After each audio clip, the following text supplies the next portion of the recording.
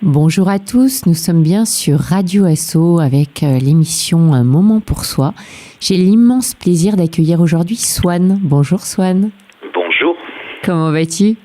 Ça va très bien. Moi, je suis ravie de te retrouver aujourd'hui à la radio pour parler de ton dernier livre, La sonothérapie, ces sons qui nous font du bien aux éditions Très Daniel. Alors, on s'est déjà rencontrés, j'ai eu l'immense plaisir d'assister à un gong bass il y a quelques temps à Paris et j'avais vraiment envie de creuser avec toi le sujet de la sonothérapie qui vraiment me passionne. J'ai vraiment envie que t'expliques un petit peu à nos auditeurs aujourd'hui. Pour moi, c'est un terrain complètement inconnu. D'abord, les grandes lignes de ton parcours et puis ce qui t'a amené à créer des centres Zen and Sound à Paris, en Occitanie méditerranéenne aussi, à 10 minutes des gorges de l'Hérault. C'est une longue histoire pour moi, l'accès à ces belles pratiques-là. Ça fait depuis petit que je suis musicien en fait et que j'ai toujours considéré la musique comme un vecteur de bien-être à travers l'aspect vibratoire, à travers l'aspect plaisir aussi, parce que le beau, comme tout l'art en général, pas que la musique, le beau fait du bien. C'est quelque chose qui apaise véritablement. On peut s'extasier devant une œuvre et ça va bien. À ce moment-là, le mental décroche, c'est le cœur qui parle. Oublions pas que c'est le patron. Et donc en fait, moi, mon trajet, ça a été ça. J'ai commencé la musique tout petit. J'étais d'abord batteur et percussionniste. J'ai fait grosses études de batterie de jazz, de percu ethnique et de choses comme ça. Et donc je jouais dans pas mal de groupes. Alors quand tu dis petit, je te coupe, mais t'avais quel âge quand t'as commencé à taper ? 6 ans. Ah ouais, d'accord. Ah oui. Et donc après je me suis mis à d'autres instruments. J'avais besoin d'instruments pour composer, donc je me suis mis assez sérieusement à la guitare, à la basse, à tous les instruments, avant, à cordes, à percussion. Et donc bon, je suis un peu un vorace d'apprendre en fait depuis petit. C'est rigolo d'ailleurs, ma maman il y a quelques jours m'a dit mais tu sais qu'il y a un des premiers trucs que tu m'as dit petit, c'est je vais apprendre un nouvel instrument chaque année toute ma vie. Et bizarrement je l'ai fait. Donc, oui, tu l'as écouté, c'est presque une injonction. Ouais. Non, oui, mais c'est-à-dire comment dire, le fait d'apprendre, j'ai toujours pensé que ça nous faisait rester des grands gamins en fait. C'est à partir du moment où on a l'impression d'être arrivé au bout du chemin que c'est un peu sclérosant, je pense. Donc il y a c'est cette espèce d'envie à travers les voyages toujours de croiser des instruments ethniques partout où on va et on a la chance de bouger beaucoup et donc je ramène toujours des instruments, donc du coup j'en ai des centaines maintenant, ce qui permet de les inclure à la fois dans la sonothérapie et dans les compositions de musique après avec notre groupe. D'accord. Alors la sonothérapie elle-même, alors c'est venu sur le chemin en fait, très clairement, puisque en fait, en tant que batteur, moi j'avais quelques idoles qui sont toujours les mêmes d'ailleurs. J'étais assez fan de Nick Mason, le batteur des Pink Floyd, et de John Bonham, le batteur de Led Zeppelin, pour moi c'était des grandes références. Et ils avaient quelque chose en commun, ces deux-là, ils avaient un gong sur leur batterie. D'accord. Il y avait un gros gong derrière le dos là. Et ça m'a fasciné très tôt. Et donc du coup, j'ai acheté mon premier gong, je devais avoir 14 ans à peu près, pour le mettre sur ma batterie. Et j'ai vite compris ce qui se passait là. Je me suis dit ça n'est pas qu'une grosse cymbale, il se passe des choses dans mon dos, c'est très relaxant, la vibration. Ça a été un premier accès. Et puis ensuite, si tu veux, avec on a un groupe qui s'appelle Elea qui tourne depuis longtemps avec Ellie, avec laquelle on a formé Zen and Sounds aussi. C'est une longue histoire. Ouais. Et donc on était vraiment sur cette ligne de faire déjà de la musique world ethnique avec de la musique électronique, des choses comme ça mélangées en chantant des mantras et donc dans un milieu bien-être quand même. Et de plus en plus on nous a demandé de venir jouer sur des festivals de méditation pour venir jouer notre musique, pour faire méditer les gens. Donc on a commencé à enlever le rythme de plus en plus et laisser des choses très planantes. Puis on a commencé à aimer ça vraiment, et puis à aller se renseigner, aller faire de plus en plus d'académies et de choses pour vraiment apprendre l'aspect médical du vibratoire, le côté véritablement scientifique, mathématique, très précis, afin de monter nos propres méthodes. Après, je me suis mis à tourner beaucoup, un peu partout dans le monde avec mes gongs, mes bols, mes diapasons, pour aller de centre de yoga en festival de méditation. Et là est venue la nécessité de se dire, on va poser un peu tout le matériel, là, on va ouvrir des centres. On remplissait des centres partout, ce qui est toujours le cas, quelle que soit la capitale où on va, c'est plein. mais on avait besoin d'avoir nos centres pour développer des sessions quotidiennes en quantité, pour qu'on puisse donner l'accès à cette belle pratique-là au maximum de gens. D'accord. Donc du coup, on s'est mis à ouvrir des centres. Le tout premier, en fait, était en Espagne, puisqu'on a vécu sur l'île d'Ibiza pendant 20 ans. Magnifique. Et le premier, on l'a ouvert là-bas. Ok. Alors, on l'a refermé avec le Covid, parce qu'évidemment, avec les frontières fermées, on pouvait pas travailler. Donc, et on avait ouvert un centre à Paris dans la foulée d'Ibiza, qui est maintenant un peu le vaisseau mère, puisque le centre de Paris désemplit pas, c'est plein tout le temps. C'est le premier centre européen, si je ne m'abuse. Les premiers centres, en fait, c'est-à-dire on a ouvert les premiers centres européens. Le tout premier, c'était sur Ibiza. Il n'y avait pas de centre dédié à la sonothérapie, donc on a ouvert cette porte-là. Et puis maintenant, Paris. Et puis ensuite, donc du coup, quand on a laissé Ibiza, qui était un centre de retraite, là pour le coup, pour faire des stages, on a ouvert près de Montpellier, ce qu'on avait l'intention de faire depuis assez longtemps, puisqu'on a toute la famille dans le secteur. Donc on avait envie, on a notre maison à Montpellier avec notre studio d'enregistrement. Donc on voulait avoir un centre par là-bas. Donc on en a trouvé un magnifique. Et du coup, c'est là qu'on fait plus le côté retraite et formation de sonothérapeute, puisque c'est là qu'est basée notre académie également. D'accord, ok. Waouh. Donc c'est complètement polarisé entre votre premier groupe et finalement cet univers bien-être, beaucoup plus épuré, comme tu dis, beaucoup plus calme en fait. Ouais. Et comment tu jongles avec les deux ? T'as besoin des deux ? Ou tu t'es un peu plus dédié à... C'est pas forcément une question de besoin, c'est une question d'envie de faire ça. Moi, je suis très éclectique dans mes goûts musicaux, en fait. C'est-à-dire que à la fois, alors le côté sonothérapie, là, c'est très sérieux. On est avec des gongs, des bols, des diapasons, des choses assez précises, avec des protocoles très établis pour faire du bien aux gens. Après, la composition musicale, c'est quelque chose, c'est le chemin d'une vie, ça s'arrête jamais dans la tête. Donc il se passe des nuits où paf, il y a une compo qui tombe, on sait pas d'où, on descend dans le studio et on l'enregistre. Et au fur et à mesure, il y a des morceaux, et quand il y a suffisamment de morceaux, on sort un album. Bon, ça, c'est quelque chose qu'on fait depuis très longtemps. Ouais. Et puis après, on part en tournée, puisqu'il y a aussi les tournées avec le groupe. Le fait est qu'à chaque fois qu'il y a un album qui sort, on a en général l'année suivante qui est assez fournie en festival. Et puis ça va être le cas en 2025, puisque là l'album va sortir, et donc il y a déjà beaucoup d'appels à festival pour l'année prochaine. Jongler entre les deux, c'est même un plaisir, je te dirais. Mais tu sais, quand t'es dans ce milieu-là, tu touches un petit peu, je pense, à tous ces aspects. Moi, je pense que la sonothérapie, elle est liée avec le don de soi pour faire du bien aux autres, mais aussi avec l'aspect musical. Plus on est musicien, et plus c'est un accès. Évidemment, t'es percussionniste, un gong, c'est une grosse cymbale, ça se joue un peu de la même manière, mais avec des grosses maillotches, c'est pas des baguettes. Bon.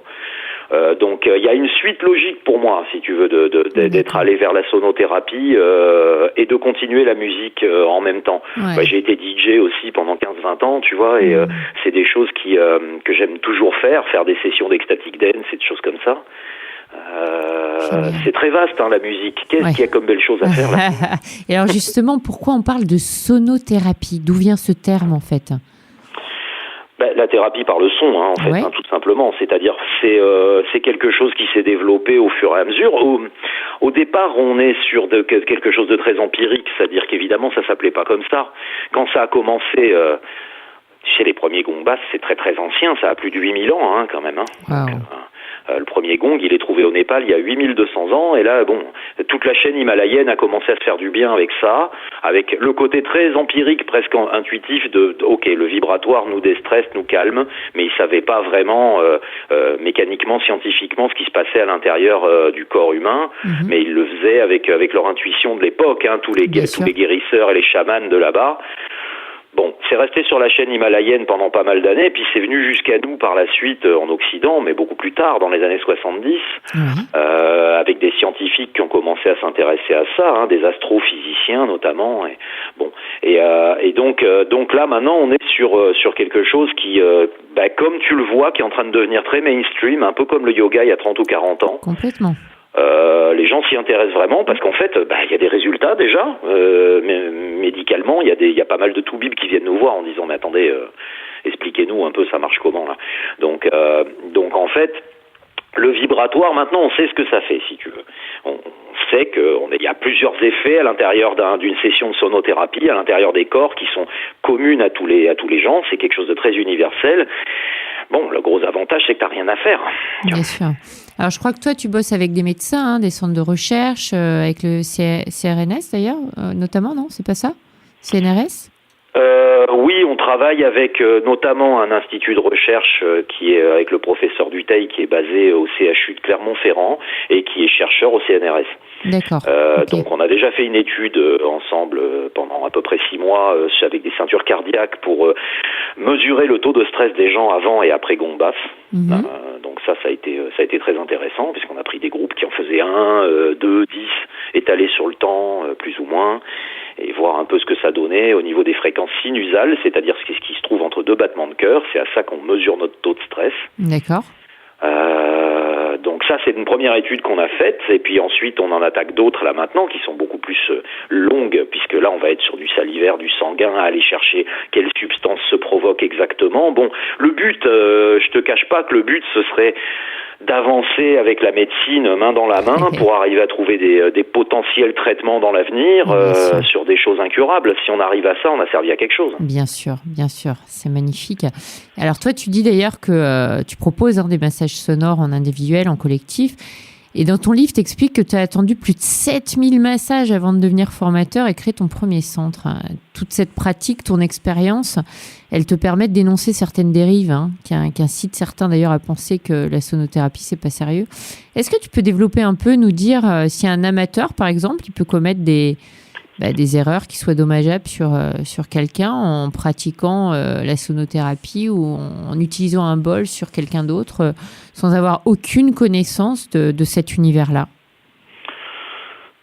T'as tout dit en fait, faut pas faire n'importe quoi, c'est-à-dire c'est vraiment des pratiques, c'est pas des jouets en fait, faut apprendre véritablement à s'en servir, et c'est vrai que comme tu le décris là, il y a des dérives qui sont parfois malveillantes, mais parfois même pas. C'est juste des gens qui trouvent qu'en ce moment, c'est un truc qui est un peu à la mode, la sonothérapie, et ils se disent, tiens, je vais acheter un bol ou un gong, et puis je vais taper dessus n'importe comment, et je vais me prénommer sonothérapeute.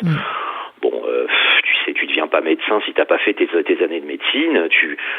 Nous, on est parfaitement clair par rapport à ce genre de choses depuis le départ, et c'est ça quelque part qui amène un genre de sérieux et de crédibilité à notre pratique. C'est que dès le début, on a fait apparaître sur nos pages, sur notre communication, on ne se substitue jamais à la médecine traditionnelle. C'est-à-dire que nous, on travaille avec des gens qui font, qui sont des médecins allopathiques, on travaille avec des oncologues, on travaille avec des homéopathes, on travaille avec des naturopathes, avec tout ce qui peut être nécessaire au niveau du bien-être des gens. Je pense que quel que soit le stade de ta vie, tu as besoin d'une médecine ou d'une autre, et il n'y a pas de raison de mettre des barrières. Complètement, et travailler de concert, c'est vraiment pour le coup intelligent. C'est super intéressant en plus, c'est-à-dire que les oncologues, eux, ils ont besoin de solutions. Nous, on a besoin d'eux parce qu'ils ont des super traitements, et c'est pas nous qui allons donner... Enfin, on va pas raconter n'importe quoi aux gens. C'est complémentaire, finalement. Ah oui, complètement, puis c'est nécessaire. Tu fais quand t'as quelqu'un... Parce que t'as des gens aussi qui sont en recherche, qui sont malades et qui sont en recherche, donc ils sont perdus parfois. Ils se disent, ils viennent te voir, ils se disent, eux, ils ont une autre pratique. Tiens, je vais arrêter ma chimio, est-ce que tu peux me traiter? Moi, je leur dis, stop, tout de suite, arrête. Tu peux pas penser comme ça. Ta chimio, c'est très bien que tu la fasses. C'est ça qui va te sauver. Donc maintenant, il faut aussi travailler d'autres choses. Viens nous voir avant, on va faire un petit massage sonore, comme ça tu vas être bien déstressé, bien calme. Nous, on est dans la gestion du stress et tu vas mieux accepter ton traitement. Viens peut-être après, parce qu'on peut essayer de détoxer un peu les produits. Bon, des choses comme ça, on reste à notre place, nous. Et justement, alors on peut s'attendre à quoi quand on profite d'un gong basse? Quand on est malade, par exemple? Les effets, ça dure combien de temps? Est-ce que c'est immédiat? Est-ce que c'est dans la durée? Est-ce qu'il faut en faire régulièrement? Alors écoute, ça, il y a beaucoup de choses dans ce que tu as dit là. C'est-à-dire déjà, il y a plusieurs pratiques différentes. Il y a la pratique de massage sonore individuel, où on va aller poser les bols et les diapasons directement sur le corps de la personne. Là, on est dans la précision.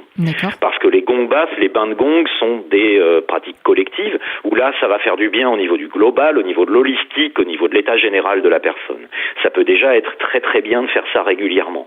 Maintenant, quand on vient chercher une problématique extrêmement précise, il vaut mieux faire un massage sonore individuel, parce que ça va permettre, en traitement individuel avec le sonothérapeute, d'aller faire un entretien et d'aller chercher précisément, mais c'est pas forcément des pathologies trop graves, mais tu sais, par exemple, quelqu'un qui va avoir un nerf sciatique enflammé de manière récurrente, ça peut l'aider beaucoup, parce qu'on a des protocoles qui marchent plutôt bien pour ce genre de choses, donc des gens vont venir régulièrement pour des choses comme ça qui sont pas ultra graves, mais qui sont quand même handicapantes. Bien sûr.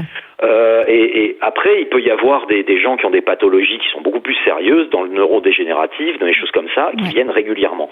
Donc c'est pour ça, pour répondre sur la régularité aussi dans ta question, nous on pousse pas à la consommation parce que ça n'a aucun sens. On dit toujours aux gens, écoutez-vous. Bien sûr. Là, c'est si on est dans un cadre de bien-être.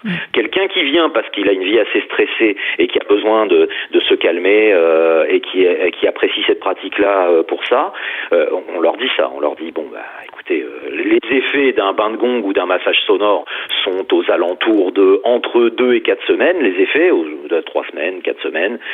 Quand vous sentez que les effets s'estompent et si vous en avez besoin, vous venez. Toutefois, si c'est une pathologie donnée très précise, on parlait de neurodégénératif, mais si tu vas sur des Alzheimer ou des Parkinson, on a plutôt tendance à les avoir une fois par semaine ou une fois tous les 10 jours, parce que si tu veux aller rentrer dans le système nerveux, il faut y aller régulièrement, quoi. Donc ça, il y a des protocoles qui sont beaucoup plus précis pour ce genre de choses. Pour les acouphènes, c'est la même chose. Si ça marche pas, des fois ça marche tout de suite. Ce que j'allais te demander, il faut y revenir. Est-ce qu'il y a des contre-indications quand une personne a certaines pathologies? Là, tu parlais des acouphènes. Est-ce que les gens malentendants profitent moins de ces bienfaits? Pas du tout. Alors ça, c'est marrant que tu poses cette question-là parce qu'on a une association de malentendants qui vient à notre centre à Paris. Alors en fait, il faut pas oublier que c'est pas que de l'auditif, c'est du vibratoire. C'est de la vibration. Oui. Et donc en fait, du coup, on a des malentendants qui viennent, qui s'allongent sur le tapis au sol pour prendre les vibrations des gongs et qui posent leurs petites mains sur le plancher et qui vont ressentir les vibrations. Et d'ailleurs, quand on leur demande ce qu'ils ont ressenti, ils vont faire avec la main le signe de l'espèce de vague de son, le fameux wou wou wou qu'on entend pendant un bain de gong. Eux, ils l'ont ressenti, ils l'ont pas entendu, mais ils ont la même onde de forme en tête. Ah, génial. C'est assez dingue. Donc en fait, faut pas oublier qu'on est encore beaucoup plus sur le vibratoire que sur l'auditif là avec ça.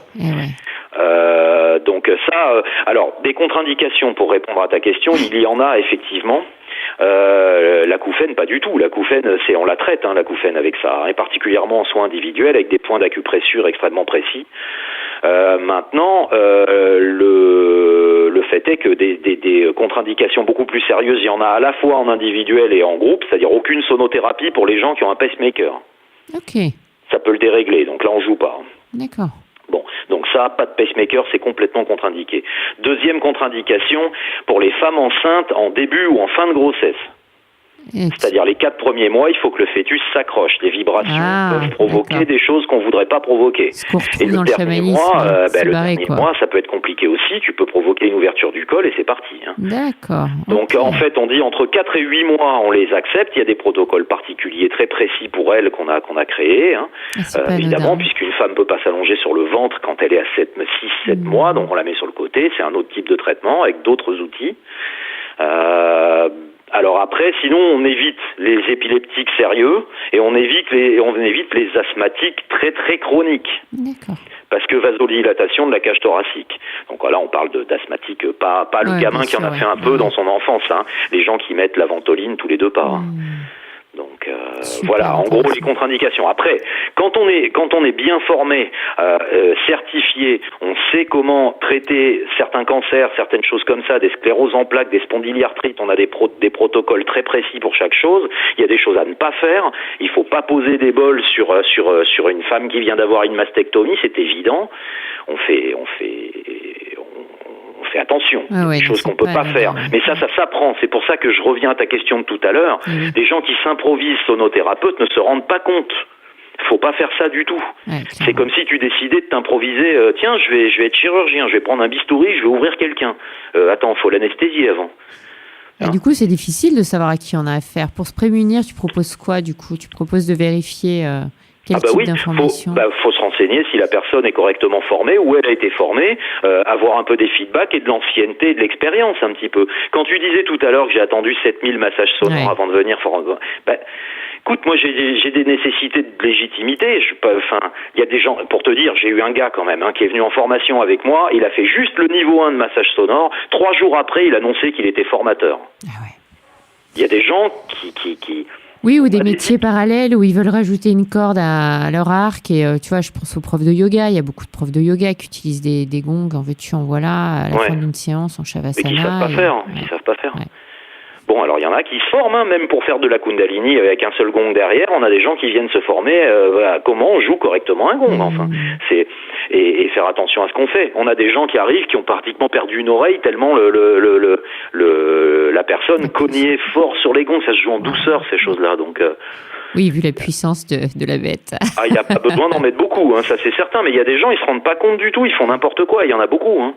Donc le conseil, c'est vraiment de se former correctement, et nous, quand on vient aller faire des pratiques, si vous souhaitez aller faire un gong bass quelque part ou un massage sonore, renseignez-vous bien sur ce que font les gens. Il y a des gens qui font des massages sonores avec des bols qui sont même pas des bols thérapeutiques, qui sont des pauvres bols de méditation qu'ils ont achetés dans un coin de marché. On fait pas des massages sonores thérapeutiques avec ça. Donc il faut vraiment se renseigner sur ce qu'on fait. C'est quand même pas anodin. Non, c'est clair. Merci pour tes recommandations. On va faire une courte pause pour découvrir en avant-première, je crois, l'un de tes albums qui va sortir bientôt. Tu peux nous en dire deux mots? Alors là, on va écouter un morceau qui s'appelle Chamanimana, qui était de notre album Oniros, en fait, qui est l'album précédent. Okay. L'album qui va sortir bientôt, écoute, les morceaux viennent de partir en mastering hier, donc on n'a même pas les versions définitives encore, on va les avoir tout bientôt, mais ça sort très vite. Ça va être dans le même genre d'esprit, un peu ambiante ethnique comme ça, avec un peu de musique électronique et beaucoup de musique world ethnique dessus. C'est un peu ce qu'on fait, ça, avec le groupe. Génial. Ben, écoute ça tout de suite, on se retrouve juste après la pause. Avec plaisir.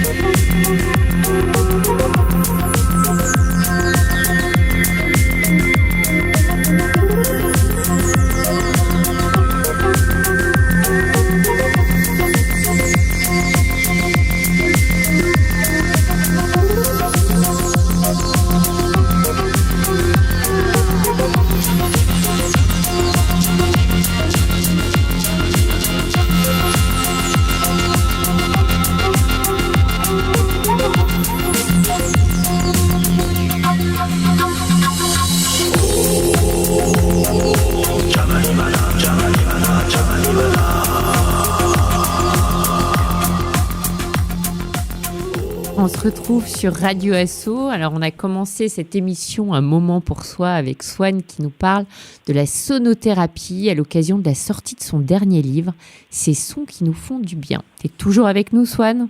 Je suis toujours là, avec plaisir. Génial. Bon, alors, dans ton livre, tu expliques que chaque bain de gong est unique. Alors, moi, j'ai eu l'immense plaisir et honneur de participer à l'un de tes gongs basses. C'est une expérience incroyable et unique pour le coup.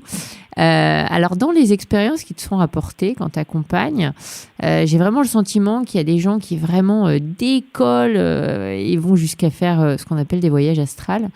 Et puis, il y en a d'autres qui vraiment rentrent à l'intérieur d'eux-mêmes. Hein. Tu parles, je crois, des tréfonds de l'océan dans ton livre.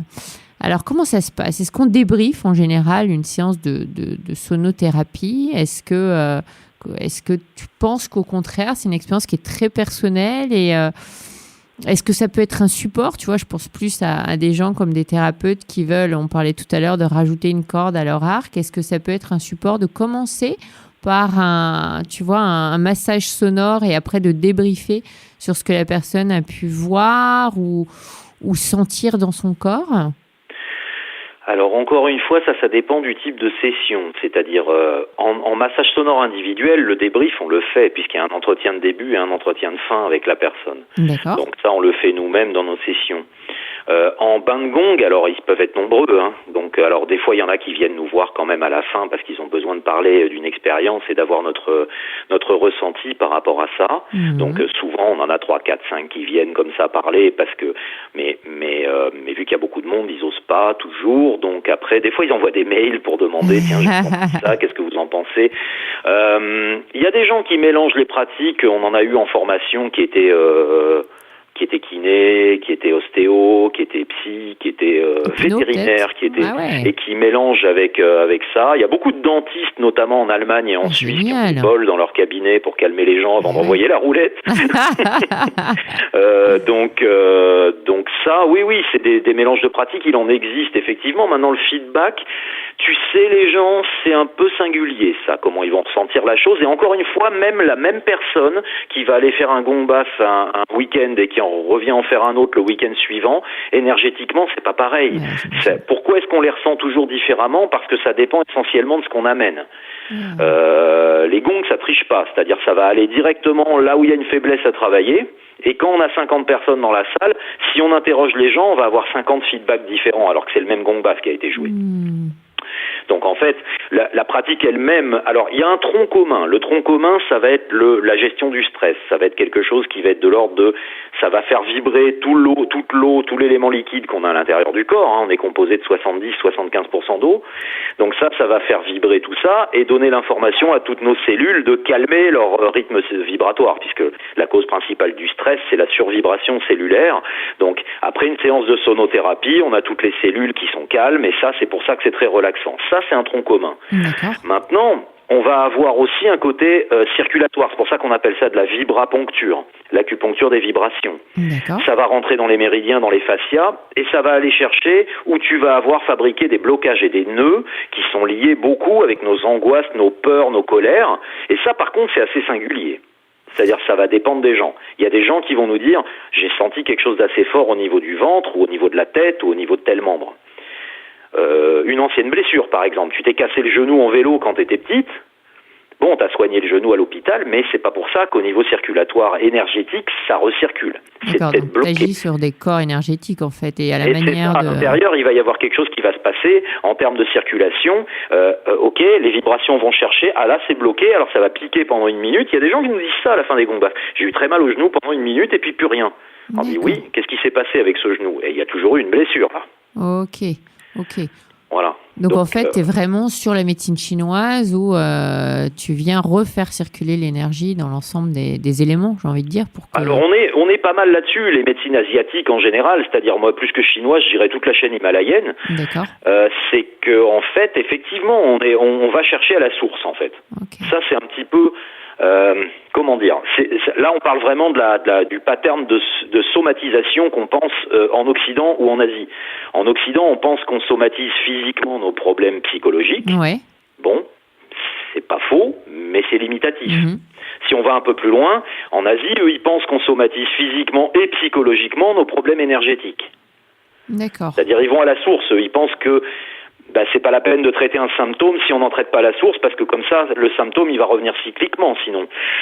Donc, en sonothérapie, c'est un peu le même principe, c'est-à-dire on va aller à l'opposé du symptôme, essayer d'aller chercher ce qui a provoqué ça, pour essayer de trouver la source, afin que ça ne se perpétue pas ad libitum, on va dire. D'accord, mais on est d'accord, t'es pas obligé d'aller mettre du sens, t'es pas obligé de mettre de la compréhension. Tu peux le libérer énergétiquement et faire en sorte que ça revienne plus. Du sens ou de la compréhension, parfois, tu sais, hein, regarde, un nerf sciatique, ok, tu t'es penché, t'as levé un truc un peu lourd et t'as pincé entre L4 et L5 dans tes lombaires et le nerf sciatique, il a fait quick. Bon, là, il y a des gens qui essayent de trouver du sens à chaque chose, et là, c'est juste un mauvais geste. Donc, moi, je suis assez cartésien comme garçon, je raconte pas n'importe quoi. Il y a des gens qui sont très très perchés, c'est pas mon cas. Moi, je suis fils de prof de maths, j'ai besoin de comprendre. Même si je crois qu'il y a des forces qui existent, etc., je reste très cartésien. J'ai besoin de choses qu'on puisse expliquer normalement et logiquement, et pas aller raconter aux gens qu'il y a de la spiritualité dans chaque chose.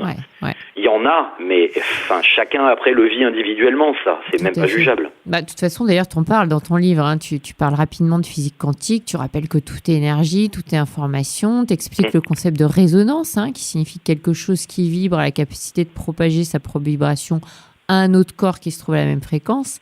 Et en fait, t'expliques que notre corps, nos organes, nos chakras ont une fréquence spécifique. Est-ce qu'on pourrait résumer ton travail finalement à celui d'un accordeur ? Tu remets les gens à la bonne fréquence, quoi. Oui,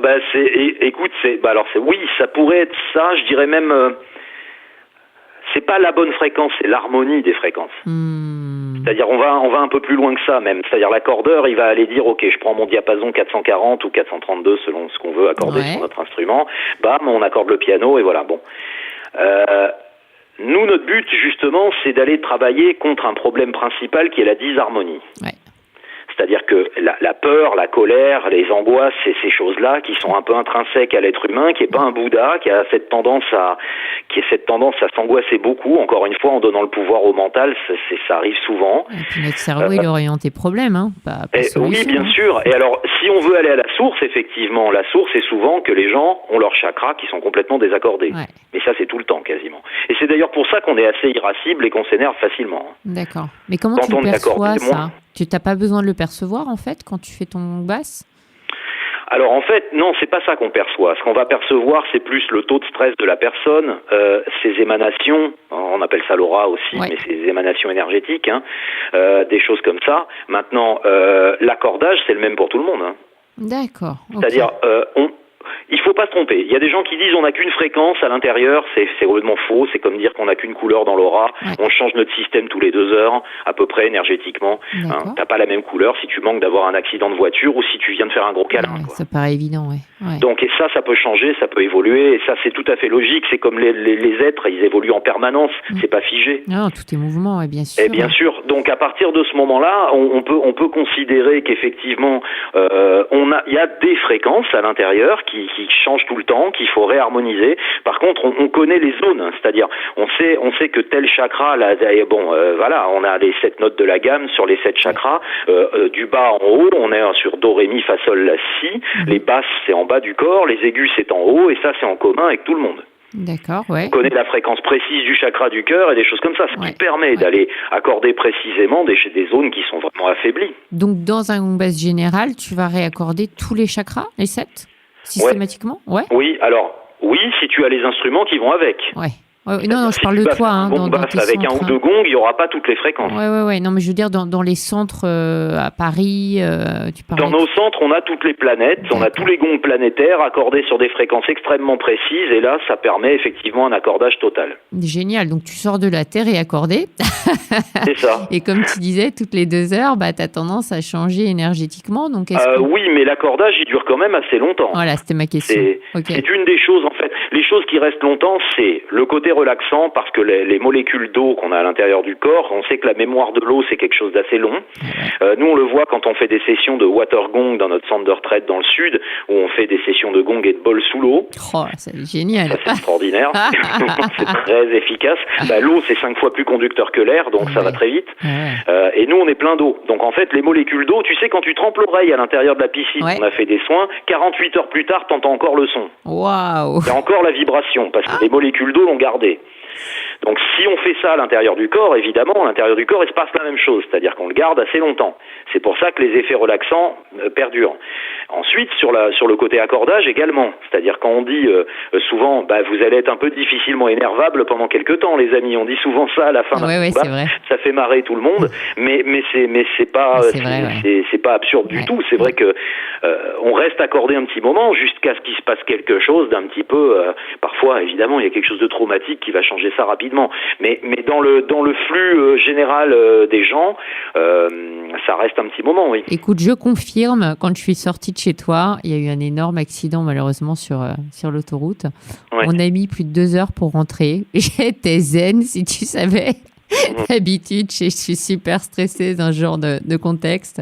Ouais. C'était, vraiment. Oui, ça fait relativiser pas mal les choses. On a tendance à moins bloquer sur certains aspects qui nous font parfois un peu dégoupiller, si j'ose dire. Clairement. Bon, alors du coup, question un peu plus perso, Swan, avant d'arriver à la fin de cette interview. Avec cette vie d'artiste, forcément, on imagine que Ellie, ta partenaire de vie, elle est complètement dans cet univers-là, et d'après ce que j'ai compris, vous aviez des spécialités vous avez des spécialités différentes. Oui, exactement. En fait, on a pas mal focusé sur nos aptitudes, c'est-à-dire elle est de formation, elle est chanteuse et pianiste. D'accord. Bon, donc elle a fait, plutôt du lyrique, plutôt du chant classique, du chant lyrique, du piano relativement classique aussi. Moi, j'étais plus jazz. Parce que la batterie, et malgré le fait que j'ai été percussionniste classique dans des philharmoniques aussi, mais elle a une formation plus classique que la mienne. D'ailleurs, elle est en train de préparer, elle va chanter le Requiem de Mozart avec une chorale de 80 personnes en septembre là. Donc elle s'est spécialisée là-dedans, c'est-à-dire que du coup, elle est professeure de yoga du son, de chant thérapeutique, de chant de mantra. Donc ces formations sont axées là-dessus. Génial, ce sera l'occasion de l'interviewer une prochaine fois. Tu sais, il y a une expression, il y a une expression qui dit l'amour c'est comme le jazz, c'est n'importe quoi mais pas n'importe comment. Donc j'imagine que vous avez une sacrée une vie incroyable. Enfin, il y a des gens qui font du New Orleans et des gens qui font du free jazz quand même. C'est ça. Bon, génial. Et dans vos actus, alors du coup, en termes de sonothérapie, de tournée, de tout ça, qu'est-ce que tu pourrais... Quelle actu tu pourrais nous partager là ? Alors les perspectives là, puisqu'on est déjà assez étalé sur le calendrier, je suis en train de booker l'été 2025 parce que tout est plein jusque là. Donc on a 1 an et demi de calendrier qui sont complètement complets. Pour se former, comment ça se passe du coup pour les auditeurs qui ont envie de se former, qui ont envie de découvrir un petit peu cet univers là ? Les formations ? Ça se passe du côté de Montpellier, c'est ça ? C'est ça, on a notre académie qui est à 40 minutes de Montpellier, dans la nature, l'endroit c'est un petit paradis, on a plusieurs espaces aquatiques, on peut loger 15 personnes. Génial. C'est une très très belle bâtisse faite par les compagnons et on a énormément de matériel dedans. C'est-à-dire c'est pareil, moi je fais une formation, on voit des formations parfois, les gars ils se prétendent formateurs, ils amènent 20 personnes, ils ont 2 pauvres gongs et les personnes attendent 2 heures avant de jouer, ils font la queue. Ça n'a pas de sens, ça, pour moi. Moi, je prends jamais plus de 10 personnes en formation. Il y a 30 gongs dans la pièce. Il y a des tables de massage de partout, des bols, des diapasons dans tous les sens. Il faut pouvoir pratiquer, il faut pouvoir avoir la théorie et la pratique extrêmement précises. Bon, nous, on fait pas de rétention d'informations. Les gens repartent, ils savent ce qu'on sait. D'accord. Okay. Donc on fait ça très sérieusement, c'est très dense. Il faut compter combien de temps à peu près pour se former Alors, ça dépend des techniques. Donc, on a une formation au massage sonore individuel avec les bols et les diapasons. On fait tout par module de 5 jours parce qu'au-delà de ça, au niveau vibratoire, c'est trop. Donc, il faut poser et il faut pratiquer. Donc, on a un niveau 1 à chaque formation. Les gens partent peut-être 3 mois, 4 mois pratiquer, prendre des cobayes, faire des massages sonores, 50 ou 100, pour venir avec ça qui est acquis parce que rien que le premier module de massage sonore, il y a 500 gestes à apprendre. Waouh, d'accord. Donc c'est vraiment dense. Donc on vient au deuxième. Le deuxième c'est beaucoup plus précis où là on va travailler tous les protocoles médicaux précis, les trajets nerveux, les choses, les ondes cérébrales et autres. Une fois qu'on a bossé ça en niveau 2, les gens repartent et revont pratiquer avec des cobayes et ensuite il y a une certification. D'accord, ok. Donc ça, c'est à peu près les mêmes choses pour chaque module. Il y a des gens qui font tout pour devenir sonothérapeute complet, qui vont faire la formation gong, la formation massage sonore, bol, diapason, et la formation yoga du son, chant thérapeutique. Ensuite, il y a des perfectionnements. Une fois que les gens sont certifiés, on peut se perfectionner au bol en cristal, on peut se perfectionner au soin dans l'eau, donc au water gong, et des choses dans ce genre-là. Donc on étend après. D'accord, ok. Donc ça, le calendrier, on peut le trouver sur ton site, hein, Zen & Oui, Sound. absolument. Sur zenandsounds.com, il y a toutes les infos sur l'onglet retraite et formation. Après, sur les tournées aussi, il y a toutes les infos de où on se déplace partout en Europe. Et puis, on peut aussi réserver des sessions en ligne, que ce soit au centre parisien ou à Montpellier. Bon, génial, et super. Un grand merci, Swan, pour cette interview. C'était vraiment un plaisir, un honneur de t'entendre de nouveau et de pouvoir échanger avec toi sur cet univers tout à fait passionnant. On te souhaite une super tournée, plein de succès avec Ellie, et puis vraiment au plaisir de t'accueillir sur Radio Asso. Avec grand plaisir et bonne continuation à toute l'équipe.